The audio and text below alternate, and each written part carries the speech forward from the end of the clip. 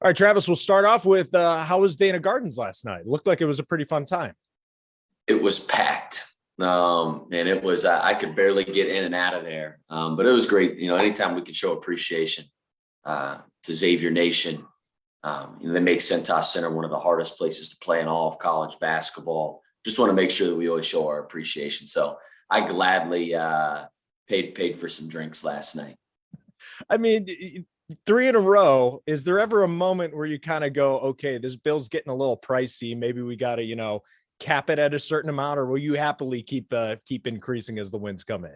We will happily keep on increasing it. That's not a problem at all. The hardest thing is, Chris, though, is getting the money out after the game, because the ATM, you got all this strict, like you can only pull out $400 here and there. So I'm running around the different ATMs trying to hustle because I know everybody was waiting on me at Dana's. Before we get to the Crosstown Shootout, started off with a win over Ball State. I think the biggest thing that came out of that game, Zach Fremantle finally looked like himself, had that big game coming off the bench. What was it about him? Was it just, he had to have a certain amount of minutes for it to click, or did you see a change in him before that game?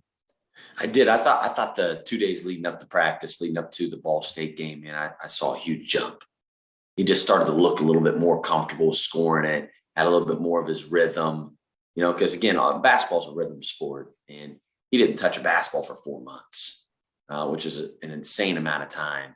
So he's getting back there, which is really good for us because he adds a whole different dimension to our team.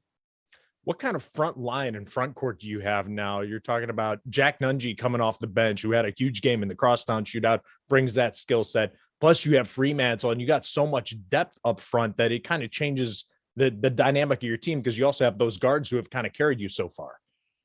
Yeah. All of a sudden our front court becomes an area of strength for us, right? Like when you have Zach and Jack, just with you're both so skilled. They can shoot, they can drive it, they can post it, they can pass, they can do a lot of things. Deontay Miles is 6'11", long, athletic, like he's all around the rim, protects the rim. Then you got Jerome Hunter, who's kind of like a 6'8", versatile kind of swing guy, 3'4". We have a lot of size, a lot of length. We can play small, we can play big, we can play a lot of different ways, which gives us a huge advantage.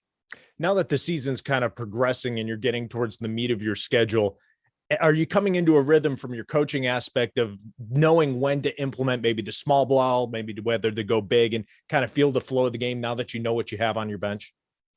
Yeah, I think so for sure. And starting to figure out, when to use zone. I think we could be a really good zone team just with our size and length as well. We're a little bigger than we've been. And I think that helps your zone. And we still got to figure out our rotations a little bit. When you add Zach back in there, guys that were maybe playing 32, 33 minutes. Now you add a guy in there who last year averaged about 30-some minutes a game for us. There's only 200 minutes to go around, right? You can't play everybody. And there's only one basketball. So we have to figure that out a little bit, but I do think we're starting to figure out, like, hey, small ball, big ball, this is what we're going to look to do. Just kind of all the different versatility of our roster. The Crosstown Shootout obviously is the game everyone around here looks forward to, winning 2 in a row. UC hasn't won at the Cintas Center in a while. How did you feel going into the game? Did you think that the game was going to go the way that it eventually did?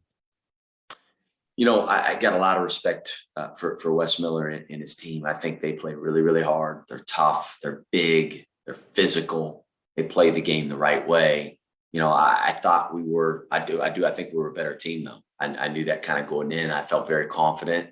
But I said it's been leading up to the shootout. The best team doesn't always win this game. The toughest team wins the game. And I thought our toughness, our physicality, really kind of showed for 40 minutes, and I was really proud of our group. At what point did you kind of look up and realize where the score had gotten to, where it was you guys weren't just beating them, but you were winning comfortably and kind of cruising there most of the game? I don't think you ever get real comfortable, like we always break down the game into 10 4-minute wars, right? There's always a media timeout after every format, under 16, under 12, under 8, under 4. In the first half and second half, we break that down to 10 4-minute wars. And then we always say, listen, it's 0-0 on the scoreboard. Nothing else matters. Did we win that war? Did we lose that war? Don't care what the scoreboard says. Try to really break it down into smaller parts for our guys so it's a little bit more manageable. And that's kind of the way that our team's kind of programmed. Jack Nungy, had probably his best game of his career. I mean, I didn't watch all of his games at Iowa, but going over 30 points, the 15 rebounds. I know we've talked about him before, but for him to step up in that moment and have that kind of game with everything that he's been through, what was that like talking to him after the game and after that performance? You know, it's funny, Chris. We give out an award after every game. It's called the Junkyard Dog, and it's about just who all wins the hustle plays. And he won it. And I always give that guy an opportunity to address the team. And sometimes guys get silly when they talk. You know, he almost gave you like that heartfelt speech. You know, and it was like, man, just how appreciative. He said, fellas, I'm just so appreciative of this opportunity and to be able to go to war with you guys. And I was like, man, he's just so mature. And he has been through a lot. He's seen everything. And it just puts a smile on your face, man, because I know how much work he's put in. I know how good of a player he is. I think he's an all-conference guy, and just people didn't know it. And I think they're starting to realize that now. What is the significance of, UC, Xavier, you guys have gone back and forth, 3 in a row against UC. What is the significance of that for your program going forward? It's great. Again, listen, every shootout's different. But I know this, we know how much it means to our fan base, how much it means to our former players, our alumni. Again, it means a heck of a lot. And our players understand that. They take a lot of pride in it. So again, it's obviously a huge game. We're happy that we were able to represent the X the right way again for a third year in a row. And hopefully next year you go back to Dana Gardens with one more ATM under your belt. You already mapping it out? That's exactly. Hey, my wife will do that. I'll have her figure that's her job after the games.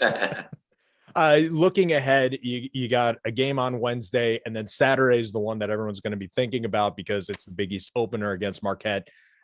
Now that you're pretty much through the preseason and looking ahead, what do you guys still have to work on before you open up the Big East and head into the Big East schedule? I think, continue to still take care of the ball. I thought we did a good job against UC in the shootout. We had 9 turnovers. If we do that, I think we're going to be a tremendous offensive team. We have too much talent, too much skill. We're going to score at an elite level. Defensively, I still think I think we're pretty dang good. We're doing well. I think we could take it up just a little bit more, especially defending the 3-point line. If we do those 2 things, take care of the ball a little bit better, defend the 3 a little bit better, I think, again, I've told our guys this, I think we can compete with any team in our league. I think we can win our league. Our league has shown really well here in the non-conference. I'd say as good as any conference in the entire country. If you look at our non-conference record, all 11 teams, but again, we got to clean up the turnovers. It's probably the biggest thing.